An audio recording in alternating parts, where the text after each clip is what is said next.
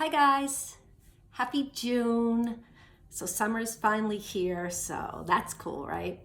So today I just wanted to talk briefly about listening and how we see it under the mindfulness umbrella and maybe just bring some awareness to it and let you guys play around with that a little bit.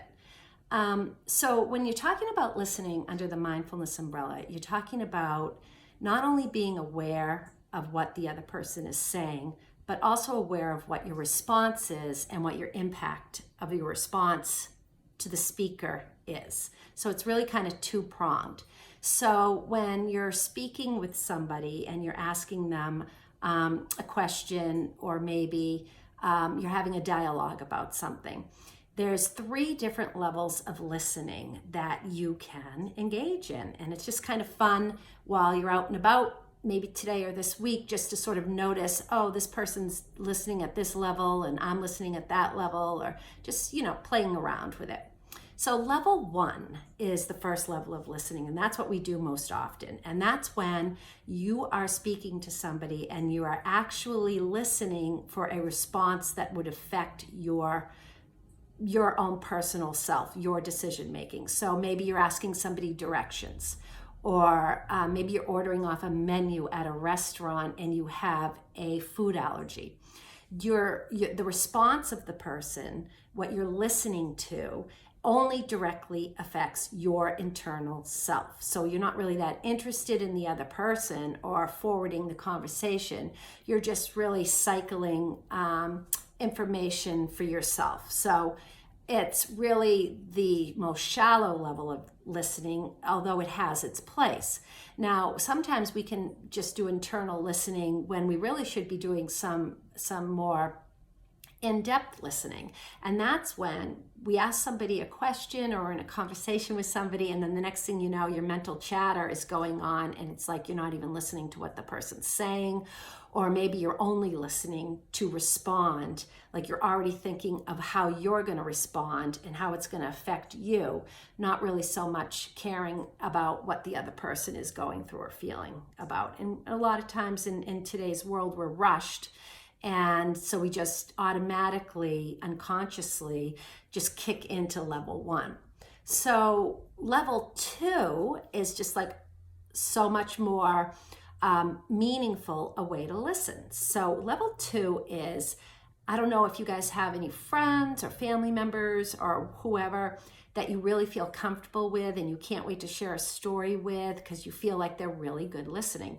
Well, they're probably doing what's called level 2 listening. And that's when the person's maybe leaning in a little bit, giving really great eye contact, is being really careful about their responses, not jumping in to respond, but allowing space and thoughtfully responding.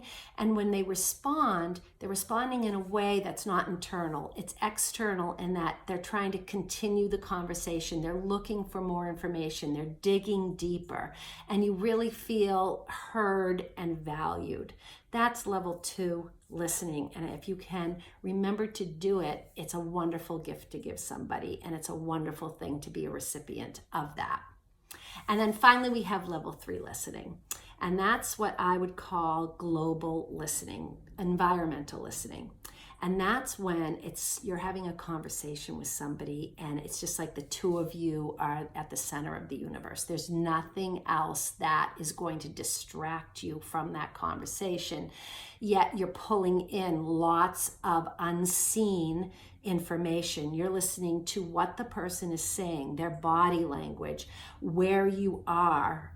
Is it night? Is it day? Are you outside? Are you inside? You're listening to what they're not saying, even as much as what they are saying. You're listening to their tone of voice, their fluctuation. You're intuiting what is happening between the two of you.